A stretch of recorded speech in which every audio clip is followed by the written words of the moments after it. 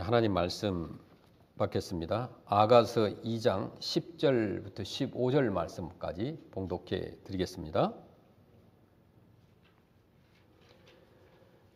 나의 사랑하는 자가 내게 말하여 이르기를 나의 사랑 내 어여쁜 자야 일어나서 함께 가자. 겨울도 지나고 비도 그쳤고 지면에는 꽃이 피고 새가 노래할 때가 이르렀는데 비둘기의 소리가 우리 땅에 들리는구나. 무화과 나무에는 푸른 열매가 익었고 포도나무는 꽃을 피워 향기를 토하는구나. 나의 사랑 나의 어여쁜 자야 일어나서 함께 가자. 바위 틈 낭떠러지 은밀한 곳에 있는 나의 비둘기야 내가 내 얼굴을 보게 하라. 내 소리를 듣게 하라. 내 소리는 부드럽고 내 얼굴은 아름답구나. 우리를 위하여 여우 곧 포도원을 허는 작은 여우를 잡으라. 우리의 포도원에 꽃이 피었습니다. 아멘. 이 아가서는 남녀의 단순한 사랑의 이야기가 아닙니다. 솔로몬은 자신의 사랑을 경험함으로써 이제 하나님과의 사랑에 대한 체험을 이렇게 기술하고 있습니다. 이런 것을 이제 신학적인 용어로 예표론이라고 합니다. 타이폴로지라고 하는데요. 그래서 이 아가서는 예표론적인 해석이 이게 특이한 방법으로 강해되어 있습니다. 그러니까 아가서는 무엇에 대한 이 타이폴로지냐, 이 예표론이냐? 그것은 예수 그리스도와 교회 그리고 예수님과의 성도와의 관계를 보여주고 있는 내용이에요. 그러니까 아가서만 단순히 읽고 나면은 믿음이 없이 그냥 단순하게 읽고 나면 어떤 러브 스토리 그 정도에 불과합니다. 그런데 솔로몬은 이제 신랑 대신 예수 그리스도를 나타내고 이제 본문에서 보면 여기에 이제 등장하는 여인 술람미 여인은 이제 오늘 예수 그리스도의 신부된 교회를 말합니다. 그러니까 본문은 신랑 대신 예수 그리스도께서 자신의 신부된 성도를 자신의 포도원으로 초청하는 말씀이에요. 그러니까 솔로몬과 술람미 여인을 그 자체 솔로몬 한 사람과 술람미 여인의 어떤 사랑 이야기로 보지 마시고 우리가 예표론적으로 보면은 이 본문의 말씀이 굉장히 은혜가 됩니다. 얼마나 단어가 아름다워요. 나의 사랑, 나의 어여쁜 자여 일어나라 함께 가자. 그곳에서 노루와 어린 사슴처럼 즐겁게 뛰놀자. 그러면서 사랑의 청유를 하고 있는 거예요. 이 아름다운 사랑의 초대는 오늘날도 유효합니다. 지금도 살아계신 우리 주님께서는 우리를 향해서 사랑의 초대장을 발송하고 계시는 거예요. 그러니까 애절한 사랑의 가슴으로 나의 사랑, 나의 어여쁜 자야 일어나 함께 가자라고 부르시고 계신다는 겁니다. 여러분 가장 좋아하는 영화가 뭔지 모르겠습니다만은 이제 저는 최근에 와서 그 영화 사운드 오브 뮤직을 또 한 번 이렇게 리뷰했습니다. 그 영화 가운데서 뭐 어떤 스토리도 재밌지만 저는 그곳에 나오는 어떤 뮤직들이 굉장히 아름답고 좋아요. 1965년대 그 로버트 와이즈 감독이 만들었지 않습니까? 오래되었지만은 정말 베스트 무비라고 볼 수가 있어요. 그 시대를 뛰어넘어 가지고 지금도 사랑을 받고 있는데 여러분 뭐 이야기를 잘 알지만 그곳에 이제 어떤 수녀원에 이제 마리아라는 천방지축 그 수녀가 그곳에 등장하고 이제 아이들이 있고 이제 아내가 없는 그 폰트랍이라는 대령의 그 사람 집에 가서 돕도록 보냅니다. 근데 돕도록 그곳 가서 도와주라고 보냈는데 그곳에 가정교사로 보냈는데 그곳에서 이제 사랑에 빠지게 됩니다. 그래서 그때 이제 사랑을 이렇게 하면서 그리고 그 아이들을 가르치면서 불렀던 수많은 노래들, 그 사운드 오브 뮤직의 그 노래들이 많이 있잖아요. 그 유명한 노래들 너무나 많습니다. 특별히 뭐 도레미송 같은 거, 그 여러 가지 버전들이 나오지 않습니까? 그래서 지금도 어떤 뮤지컬이나 또 음원으로 사랑을 받고 있습니다. 그런데 이 단순한 그 어떤 사운드 오브 뮤직 그 영화만 봐도 노래만 들어도 정말 아름답잖아요.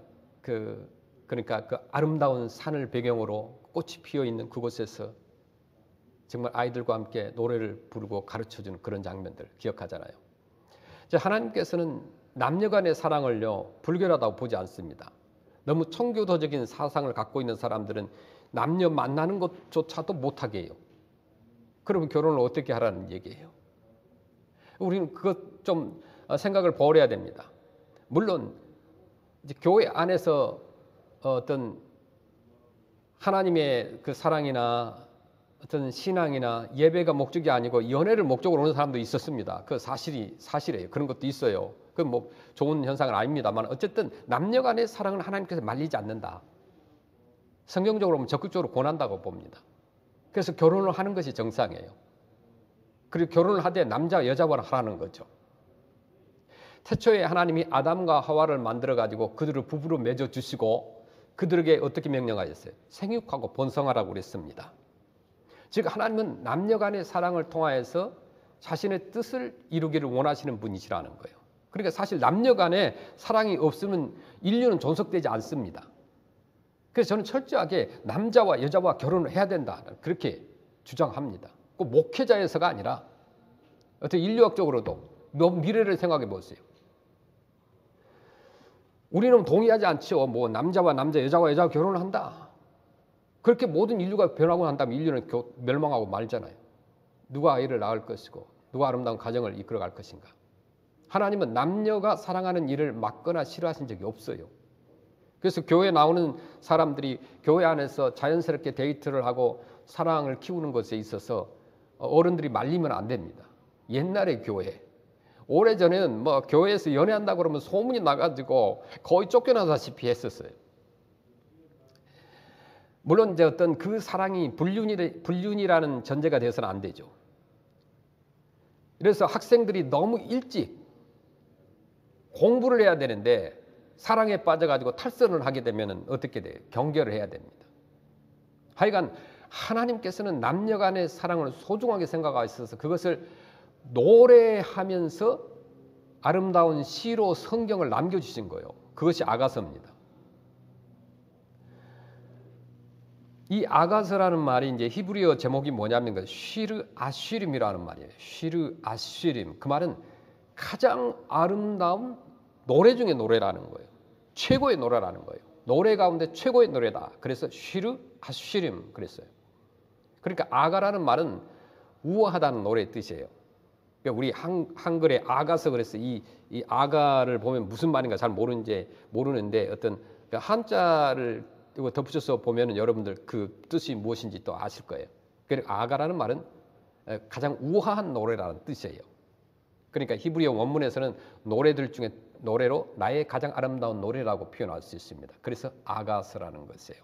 그래서 아가는 가장 아름다운 노래다. 노래 중에 최고의 노래다. 어떤 노래? 사랑의 노래다. 그러니까 남녀 간의 사랑 이야기를 다룬 내용이죠. 그러니까 내용이 적극적이고 어떤 직설적인 부분도 있습니다. 아니 과연 성경에서 이렇게 직설적으로 사랑 얘기를 표현할 수 있는가 할 만큼 우리가 그냥 읽다 보면은 오해할 수도 있어요. 그런데 아가서에 나오는 남녀 간의 사랑을 통하여서 이제 하나님과 우리와의 사랑을 표현하려고 했던 것인데 아시다시피 이 아가서를 쓴 사람이 누구예요? 솔로몬 왕입니다.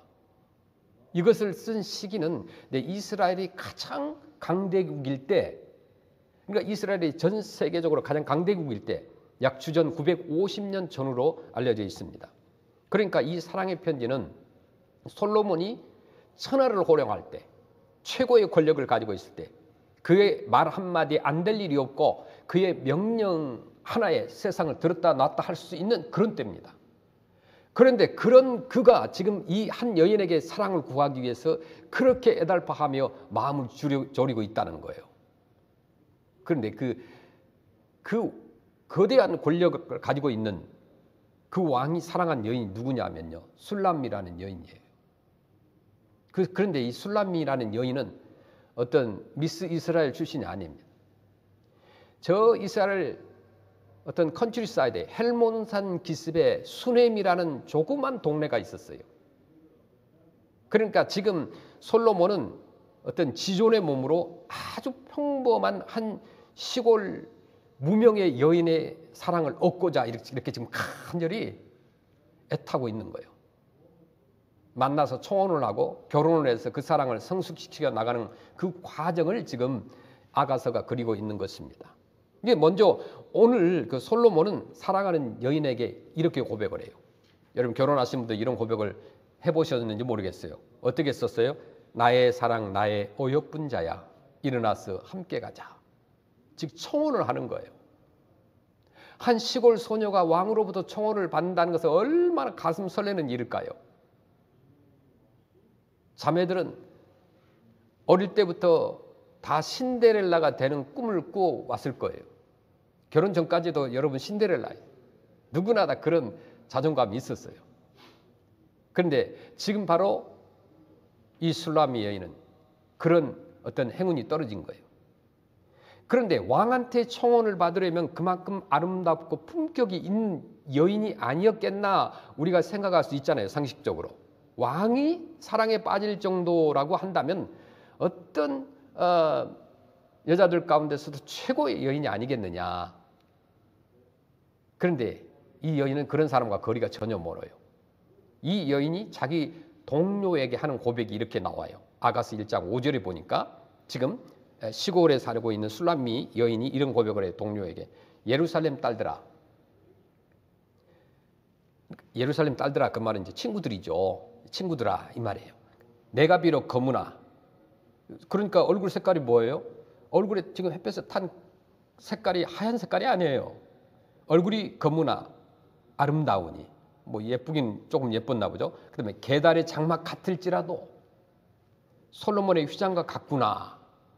그렇게 표현해요. 그 다음에 아가서 1장 6절에 내가 햇볕에 쬐어서 거무스름할지라도 흘겨보지 말 것은 이제 아주 솔직하게 고백하죠. 내 어머니 아들들이 그리고 오빠들이죠. 나에게 노하여서 포도원 지기로 삼았습니다.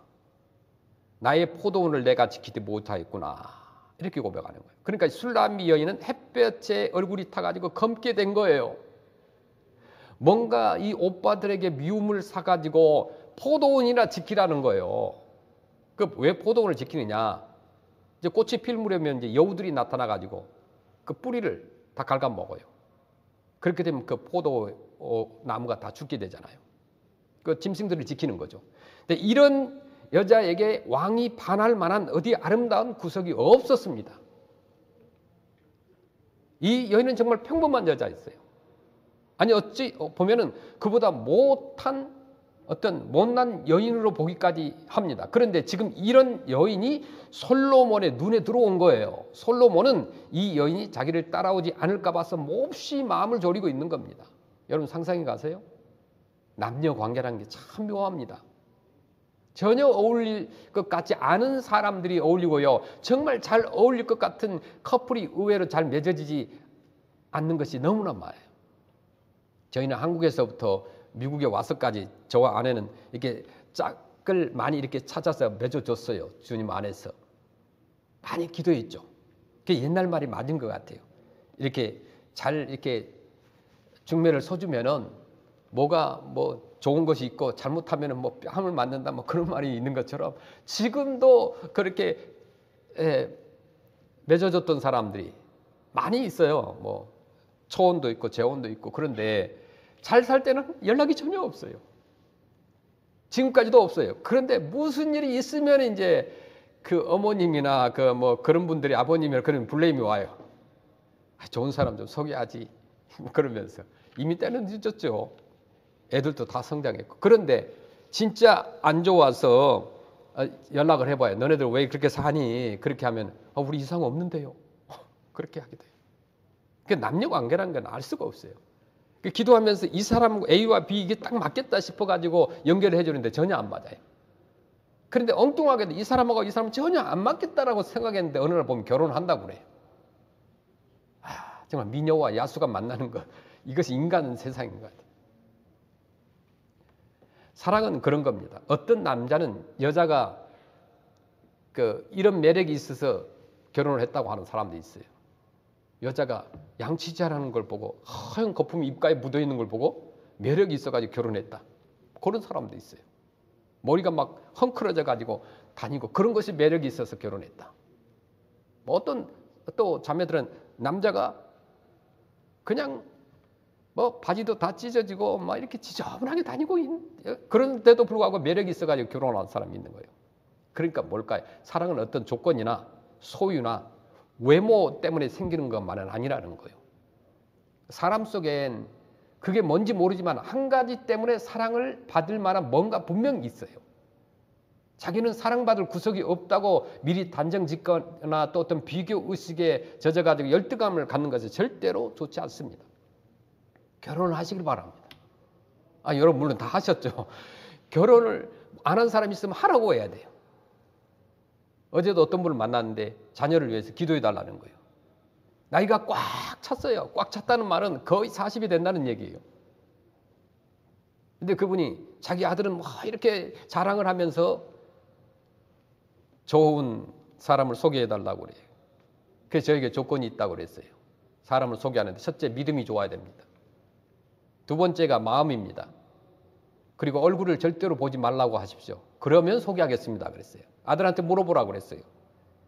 그런데 그분이 딱 첫 번째 하신 말씀이 목사님 예쁜 며느리 하나 소개해 주세요 이렇게 하는 거예요. 그때 벌써 이분은 예쁜 사람을 먼저 찾는구나 라는 생각이 들어가지고 목사가 무슨 예쁜 사람 골라서 이렇게 소개해 주고 그러면 안 되잖아요. 믿음이 예쁜 사람, 마음이 예쁜 사람 그러면은 몰라요.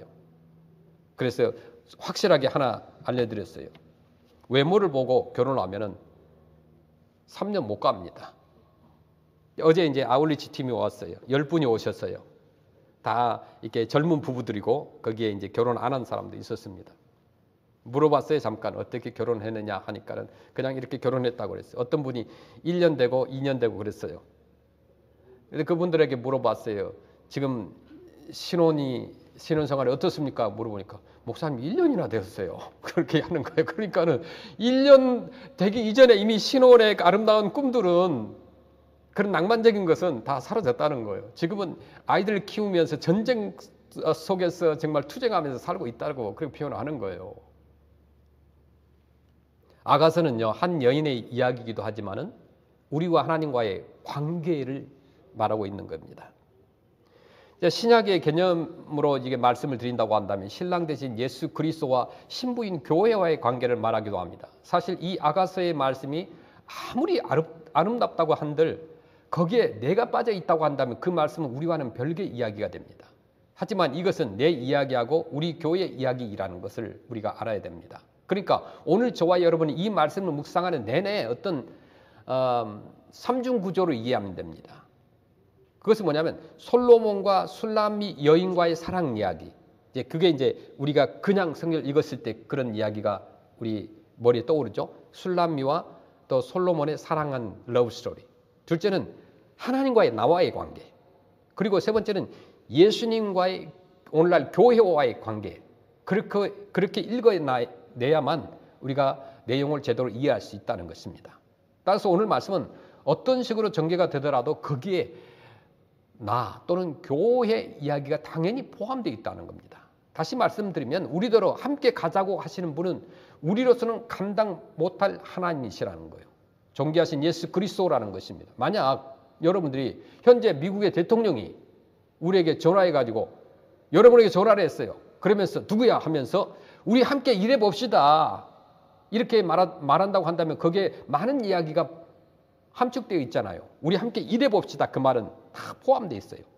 나랑 일할 동안에 생활하는 것은 내가 걱정 마라. 자녀 학비 내가 책임지겠다. 당신의 신분은 내가 보장한다. 세계 어디를 가든지 어떤 프리패스를 누구를 만나든지 걱정 말고 통역과 보좌관과 그 다음에 경호원을 붙여주겠다. 뭐 그런 의미가 있지 않겠습니까? 아무리 어려운 일이 있어도 내가 책임져 주겠다. 대통령이 우리와 함께 일하자고 했으니까 모든 걸 책임져 주겠다는 것이 포함된 거예요. 우리가 믿음이라는 그 생활을 하면서 가장 중요한 생각은 어떤 것을 생각해야 되느냐면 내가 누군가 하는 그것을 깨달아야 돼요. 내가 누구냐? 내가 얼마나 중요한 사람인가를 깨닫는 순간 우리의 삶이 달라집니다. 어떤 자존감이 없는 그런 아이들을 보면요. 미래와 꿈이 없어요. 아무리 우리가 거지 옷을 입었어도 명품이 아닌 허접한 옷을 입었어도 그가 왕의 아들이라고 한다면 신분은 뭐예요? 왕자인 거예요. 우리가 아무리 좋지 않은 옷을 입고 정말 홈리스들 같은 사람들이 입은 옷을 입었다 할지라도 하나님이 우리를 낳으셨다고 한다면 우리 아버지가 누구예요? 하나님이신 거예요. 그래서 너무 많은 사람들이 오늘 인류의 사람들이 자신의 가치를 모르고 있다는 거예요. 얼마나 우리를 사랑하셨든지 그 하나님께서는 아기 예수님으로 직접 이 땅에 오셔가지고 우리는 그 비밀을 강 건너 어떤 등불처럼 내 어떤 일이 아닌 듯 그냥 보고 스쳐 지나가는 건 너무나 많다는 겁니다.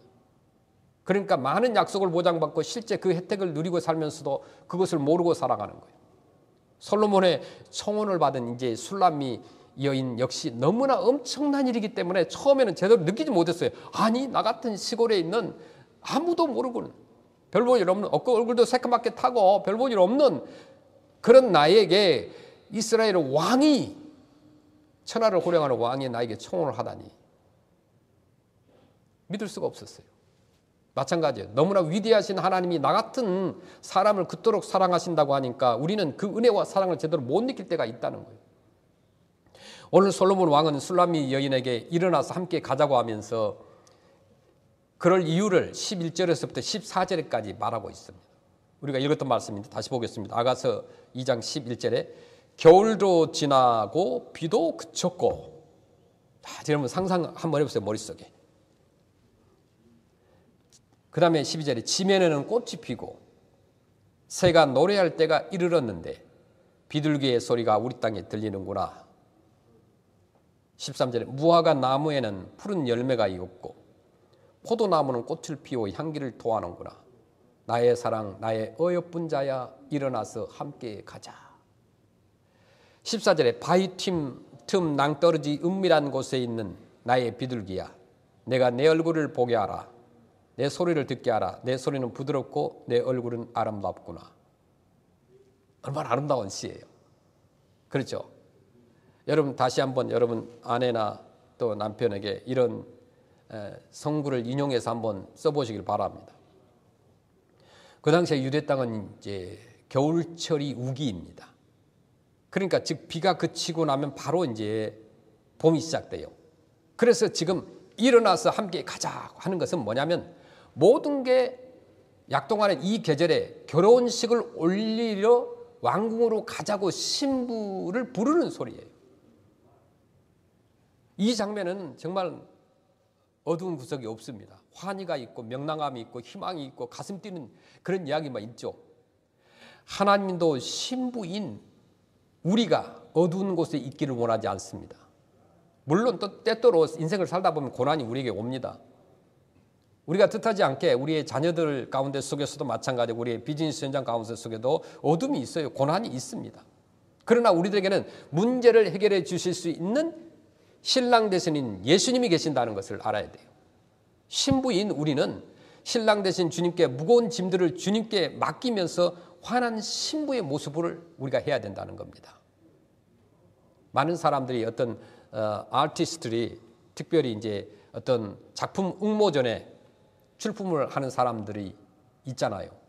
이제 한국에서도 이제 뭐 미대를 가거나 어떤 또 조각을 하거나 이런 분들이 이제 출품을 하고 나면 기도를 부탁할 때 보면 이런 기도예요. 주로 심사위원들이 내 작품을 보지 않고 그냥 지나치지 않도록 기도해 달라는 것을 제가 많이 들었었습니다. 그런데 나중에 이제 심사위원이었던 교수들과 또 이야기를 해보면요, 왜 이렇게 많은 사람들이 걱정을 하는지 모른대요. 자기 작품을 심사위원들이 보지 않고 그냥 뒤로 남겨놓는다든가 그냥 자세히 보지 않는다든가, 그리고 자기가 심사위원이 원하는 사람들 그만 보지 않을까 그렇게 걱정을 한답니다. 근데 심사위원들은 절대 그렇지 않는다는 거예요. 모든 작품들을 하나하나 다 본다는 거예요. 근데 전문가들이 딱 보면 안다는 거예요. 이 작품이 어떤 컨셉으로 만들어졌는지 또 어떤 것과 비슷한지 아니 다 구별이 된다는 거예요. 그런데 나중에 이제 그렇게 항의하는 사람들이 많이 있다는 것을 제가 듣기도 했었어요. 그런데 이런 걱정은 우리에게도 어느 정도 있다라는 생각이 들어요. 우리의 혹시 처지를 하나님이 돌아보시지 않고 그냥 지나치시지는 않을까?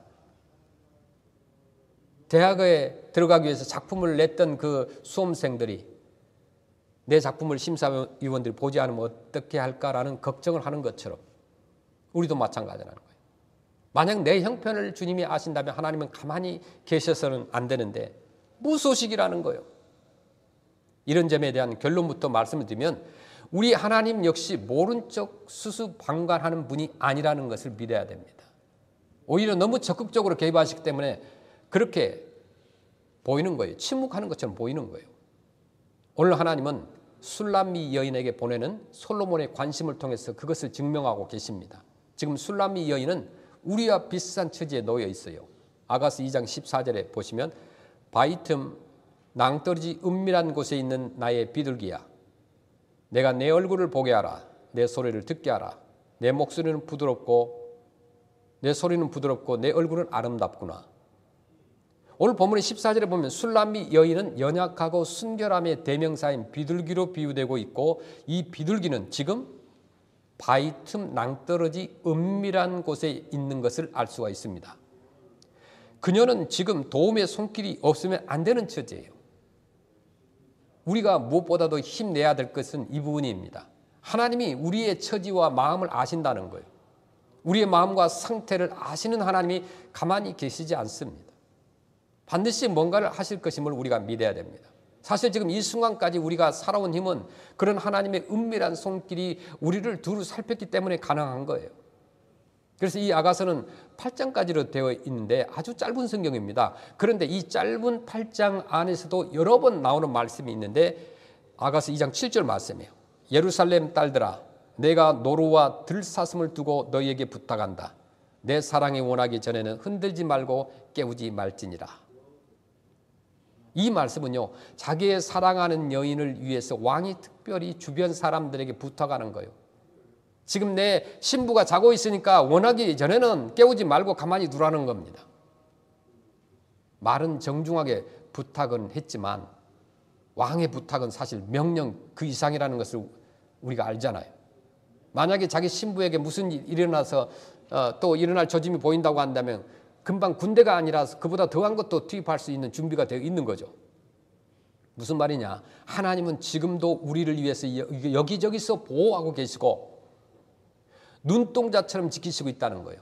행여 누군가가 비둘기같이 연약한 우리를 해할까 봐서 지키시고 계신다는 것입니다. 이제 그런 우리 하나님이 우리에게 부탁을 하고 계시는 거예요. 사실 말이 부탁이지 사실은 우리를 간절히 사랑하는 고백이나 다름이 없습니다. 첫째는 얼굴을 보여달라고 그랬어요. 사실 햇볕에 탄 얼굴이 뭐 그리 볼 게 있겠습니까? 하지만 하나님은 우리에게 푹 빠져 있어요. 우리를 보지 않으면 못 견뎌 하시는 거예요. 우리가 하나님을 믿으면서 가장 열심을 내야 하는 것은 다른 게 아닙니다. 우리 얼굴을 주님께 자주 보여드리는 거예요. 여러분들이 기도함으로, 말씀 묵상함으로, 예배드림으로, 교회를 사랑함으로 하나님 앞에 보여드리는 것이 필요해요. 하나님은 우리를 그렇게 만나고 싶어 하는데 그 이유는 다른 이유가 아니라 왜요? 사랑 때문에 그런 거예요. 신부요 연인인 우리와 함께 지내고 싶어 하는 거예요. 왜 그럴까요? 사랑을 주고 복을 주고 기쁨을 주기 위해서 그렇습니다. 사실 그것은 우리 쪽에서 더 갈망해야 될 부분인데 지금 하나님은 하나님 쪽에서 그것을 더 원하시고 계신다는 거예요. 여러분 일어나 함께 가자라는 말씀은 좀 더 함께 시간을 같이 보내달라는 것이고 보이는 현실에 너무 겁먹지 말고 당신에게 관심을 좀 보여달라는 뜻입니다. 말씀 끝에 보면 내 얼굴은 아름답구나 하면서 감탄하시는 부분이 나오는데 하나님은 우리를 여전히 아름답게 봐주신다는 거예요. 그래 하나님께 내 얼굴을 자주 보여드리는 것이 좋습니다. 하나님은 우리의 얼굴을 보면서 기뻐하시는 거예요. 자, 사랑하는 여러분, 하나님께 단 한 번이라도 얼굴을 더 보여주시길 바랍니다. 예배하는 자리에서 어떤 봉사하는 자리에서 헌신하는 자리에서 더 자주 나오셔야 되는 거예요. 주님께서 환히 여러분에게 다가와서 사랑하는 나의 신부여 일어나서 함께 가자라고 부르시는 그 초청에 즐거이 따르는 신부가 되시기를 간절히 소원합니다. 두 번째는 소리를 듣게 해달라고 그랬어요. 이 말씀은 역시 직역을 해도 상관이 없고 의역을 해도 상관이 없는 말씀입니다. 우리가 기도할 때 하나님 우리의 소리를 들으셔요. 우리가 찬양할 때 주님은 우리의 소리를 들으실 수 있습니다.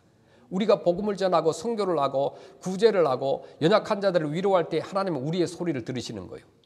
여러분 어떤 일 때문에 애통해 할 때, 또 우리가 한숨 쉬고 괴로워할 때, 어떻게 할지 몰라서 흔들 때 주님께서는 우리의 소리를 들으십니다. 우리에게 지금 절대 필요한 것은 하나님께 우리 소리를 들려드려서 우리의 존재를 알리는 것이 필요합니다. 그래야 하나님이 기뻐하시고 그래야 하나님 뭔가를 일하실 수 있기 때문에 그렇습니다.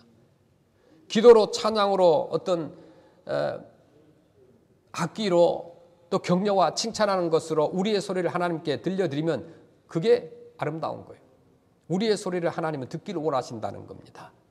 솔로몬 왕과 술람미 여인의 관계는 순결하면서도 아름다운 사랑을 보여주고 있습니다. 나의 사랑, 나의 어여쁜 자야, 일어나서 함께 가자. 겨울도 지나고 비도 그쳤고 지면에는 꽃이 피고 새해 노래할 때가 이르는데 비둘기의 소리가 우리 땅에 들리는구나. 나의 사랑하는 자야, 함께 가자. 이처럼 누군가 나를 사랑하는 마음을 가지고 불러줄 때 얼마나 행복하고 복된 일입니까? 수많은 사람들이 살아도 날 불러주는 사람이 없다고 한다면 불행한 거요. 여러분을 불러주는 것에 행복하시길 바랍니다. 가끔 아내가 나를 너무 많이 부를 때가 있어요. 귀찮을 때가 있어요. 그래도 되돌아보면 불러줄 아내가 있으니까 얼마나 감사합니까? 그런데 오늘 본문에 보면 당대의 최대의 권력과 지혜를 가진 솔로몬 왕이 포도원지기 시골 처녀를 찾아오고 있는 거예요. 술람미 여인은 게달의 장막같이 검은 피부와 햇볕 그을린 평범한 시골 처녀로서 이런 사랑을 받기에 너무나 황홀한 사랑입니다. 자, 세 번째로 어떻게 주님께서 원하시느냐? 일어나서 함께 가자고 그랬어요. 사람은 동행하는 겁니다. 혼자 사는 게 아니에요. 함께 가는 것입니다. 함께 하는 것이에요. 동행이라고 하는 것은 서로에 대한 이해가 전제돼야 동행할 수가 있어요. 사랑이라고 하는 게 일방적일 수가 없습니다. 이성적이고 진정한 사랑은 서로 간에 쌍방적인 것이에요. 함께하는 것이 사랑이에요. 나 혼자 하는 걸 무슨 사랑이라고 그래요? 그것도 사랑이라고 하는데 짝사랑이라고 하잖아요. 그것은 진정한 사랑이 아니에요. 그냥 구름이 지나가듯이 지나가는 거예요. 겨울도 지나고 비도 그쳤으니 이제 일어나서 함께 가자는 거예요. 이게 진정한 사랑이죠. 사람이 누구와 동행하느냐는 대단히 중요합니다. 그래서 잠언 12장 20절 말씀에 그렇게 말씀합니다. 지혜로운 자와 동행하면 지혜를 얻고 미련한 자와 사귀면 해를 받느니라. 정말 그렇습니다. 아직 결혼 안 한 우리 자녀들도 주변에 사람들이 있다고 한다면 어떤 롤 모델을 보여주는 것이 필요해요. 지혜로운 자와 동행하게 만들어야 돼요. 가끔 저는 요즘 이렇게 사역을 하면서 제가 가끔 목수인가 그런 생각도 해요. 목수인가? 또 농부인가? 또 상담자인가? 아니 목사인가? 뭐 그런 생각도 해요. 연세가 많으신 성도님 집에 어떤 수리를 해드렸어요. 수년 동안 고치지 못한 것 가서 부족한 솜씨로 해줬어요. 그랬더니 목사님이 이런 일도 하실 수 있습니까? 그냥 거룩하게 말씀만 전하고 기도하고 신방만 하는 줄 알았는데 이런 일도 하느냐고 그랬어요. 제가 반문했어요. 아니 목사가 이런 일도 못합니까? 예수님도 목수였습니다. 목수의 가문 출신인데 적어도 목사는 예수님처럼 아니어도 기본적인 것은 다 알아야 되지 않겠습니까? 그렇게 얘기를 했었습니다. 그분은 옛날 어렸을 때부터 쭉 신앙생활을 해오면서 목회자들의 그 경건함과 거룩함과 어떤 그런 권위 그런 것을 보고 자라났기 때문에 이제 그렇게 생각하실 수 있어요. 그 충분히 이해가 돼요. 이제 어떤 선교센터를 이렇게 위해서 이제 기도 제목을 많은 사람들 보냈었어요. 하나님께서 정말 기적처럼 역사를 이루고 계십니다. 채워주시는 거예요. 진짜 그 센터의 어떤 한 기둥에다가 정말 기도하는 사람들 이름을 새겨서 그들이 그 한 기둥을 붙잡았다. 그렇게 하고 싶은 마음이 있어요. 뭐 진짜 그렇게 한다는 얘기는 아니지만은 그래서 선교센터 구입을 위해서 LA에 있는 어느 집사님께 메일을 보냈었어요. 그런데 그 집사님께서 이제 기도하겠다고 하면서 답장이 왔습니다. 그 교회에서 이제 6월이 언제냐면 이제 오늘이에요. 예배 후에 이제 선교를 위해서 바자회가 있다고 합니다. 그래서 저는 그 소리를 듣고 저는 기도하는 중에 그렇게 생각을 했어요. 아니 프레스노에 우리 몽크 사람들이 우리 성도들이 농사를 짓고 있는데 다 유기농이거든요. 파는 것은 농약을 쳐요. 근데 자기 가족들이 먹는 것은 아무것도 어떤 케미칼 들어가지 않게 해요. 여러분 그걸 아셨어요? 모르고 먹는 것이 그 보약입니다. 그냥 드시면 돼요. 그런데 이 농사를 그 유기농으로 짓는데 그 마늘과 오이와 호박이 생각이 났어요. 그래서 저와 아내와 또 아들하고 이 프레스노에 지난주에 얼마나 뜨거웠어요. 그 햇볕을 받으면서 마늘을 직접 캐가지고 흙을 털고 말렸어요. 집에 와서 말리고 그것을 또 닦고 해가지고 이제 어제 LA로 보냈습니다. 어떤 아는 분이 이제 마늘을 사려고 좀 갖고 싶다고, 마늘을 좀 얻고 싶다고 제한테 연락이 왔나 봐요. 그래서 올해는 소량밖에 나오지 않아서 충분하지 못해서 드릴 수가 없었다. 이제 그렇게 죄송하다고 표현했어요. 우리도 먹을 것 하나도 남겨놓지 않았어요. 만약 목사 가정에 숨겨놓고 먹다가 들키면 얼마나 성도들이 시험이겠어요. 그래서 있는 그대로 다 보냈어요. 한 조각도 안 남겨놨어요.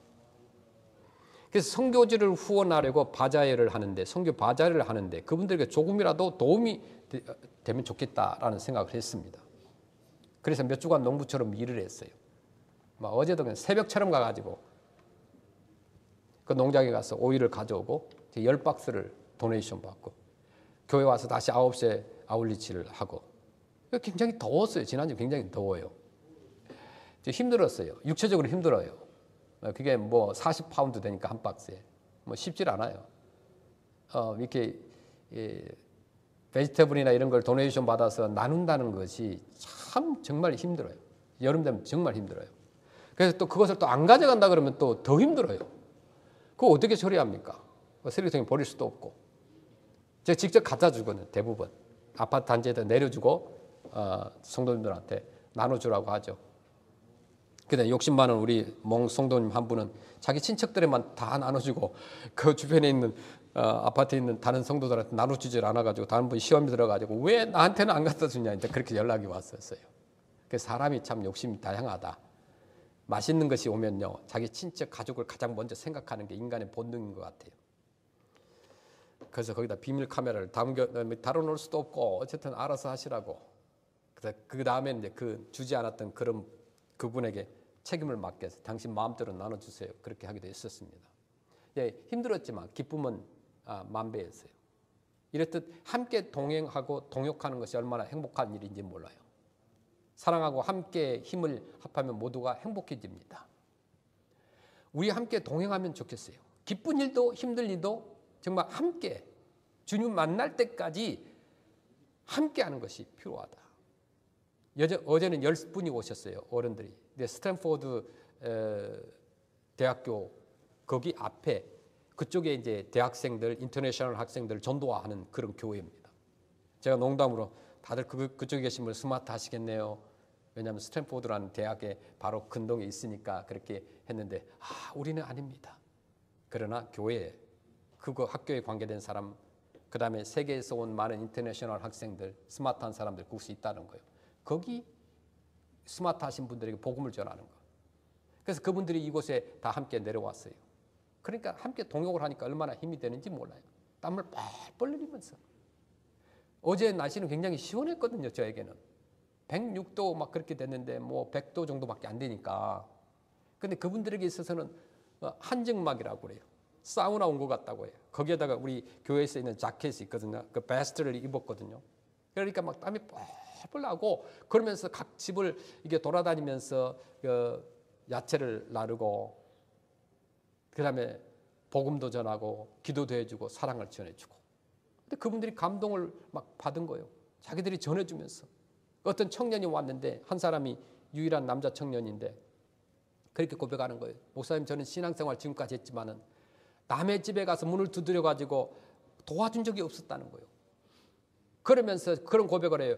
이런 것이 나를 위한 그런 봉사가 아니라 정말 다른 사람에게 기쁨을 주는 그런 봉사가 앞으로 계속되기를 원한다는 거예요. 그래서 한 분을 만났는데 제 암에 걸려가지고 지금 키모테라피를 하고 있는 사람을 만났어요. 몽 아줌마인데 할 때마다 기도를 해주는데 또 가니까 너무 헬스케지셨어요. 이 청년들이 보고는 너무나 불쌍해가지고 붙잡고 막 기도도 해주고 그렇게 하는데도 불구하고 그 집안에는 남자 아이들이 6명이나 있었어요. 덩치도 크고 나이도 많은 남자아이들이 한 사람도 엄마를 위해서 밥을 해주거나 뭐 도와주거나 그러지 않는다는 거예요. 집 청소도 안 해준다는 거예요. 속으로 얼마나 그 아이들을 꾸중하고 싶었는데 그러지 못했어요. 암에 걸리는 엄마, 그 한 사람 엄마만 쳐다보고 있는 그 놀고 있는 그 청년들을 바라보았을 때 참 가슴이 아팠어요. 그러면서 그 엄마가 암에 걸려가지고 지금 너무 힘든 상황인데 우리를 보니까 너무 반가워가지고 자기 이야기를 다 털어놓는 거예요. 그 자기 이야기를 들어주는 우리 한국 사람들이 있다고 생각하니까 너무 우리 선교팀에 있다고 하니까 너무 좋은 거예요. 눈물 흘리면서 그럼 자기 신세를 쫙 이렇게 한탄하면서 이야기하는 거 들어봤어요. 마지막으로 물었어요. 남편은 어디 갔느냐? 낚시하러 갔대요. 그 낚싯대를 그냥 다 뺏어버리고 싶은 그런 마음이 들었었어요. 그래서 내가 농담으로 그랬어요. 다음에는 차에 바람을 다 빼버려라. 가지도 못하게. 너가 아픈데 당신을 위해서 보호해주고 도와줘야 될, 사랑을 베풀어야 될 그 남편이 어디 가겠느냐. 동행이라고 한다는 것은 그 사람의 마음을 내가 조금이라도 위로해주고 함께 있는 것이 필요해요. 그게 동행이에요. 마지막으로 풍요와 번영이 있다고 그랬어요. 13절에 보면 무화과 나무에는 푸른 열매가 익었고 포도나무는 꽃을 피워 향기를 토하는구나. 정말 이곳은 풍요와 번영을 뜻하는 거죠. 주님과 동행하면 이러한 존귀한 삶을 살게 되고 풍성한 은총을 누리게 됩니다. 왕과 동행하면 존귀한 자가 된다는 거죠. 그래서 에베소서에서도 허물과 죄로 죽었던 우리를 살리셨고 본질상 진노의 자녀였던 우리를 살리셨다고 그랬어요. 로마서 5장 8절에 볼까요? 우리가 아직 죄인 되었을 때에 그리스도께서 우리를 위하여 죽으심으로 하나님께서 우리에 대한 자기의 사랑을 확증하셨느니라. 오늘날 만왕의 왕이신 주님이 우리를 위해서 하늘의 권세를 버리시고 이 땅에 오셔서 우리를 위하여 십자가에 죽으심으로 이 사랑을 보여주신 거예요. 또한 주님은 우리를 사랑하셔서 돌보시면서 말씀으로 양육하고 아름답게 되기를 추구하게 하심으로 이 사랑을 나타내신 겁니다. 그리고 장래에도 주님은 우리를 사랑할 것이고 우리는 영원한 데서 주님의 영광에 참여하게 될 것입니다. 그리고 그 영광 중에 다시 오셔서 그의 신부를 천국으로 데려가실 것이에요. 예수 그리스도의 사랑이란 대상에 따라 달라진 것이 아니에요. 너무나도 일방적인 사랑이에요. 무조건적인 사랑이에요. 아무리 멀어도 험난한 길이라도 사랑하는 사람과 같이 가면 우리가 멀게 느껴지지 않잖아요. 사랑하는 사람과 가면 그 시간도 짧습니다. 우리를 지극히 사랑하시는 주님이 임마누엘로 함께 하시는 거예요.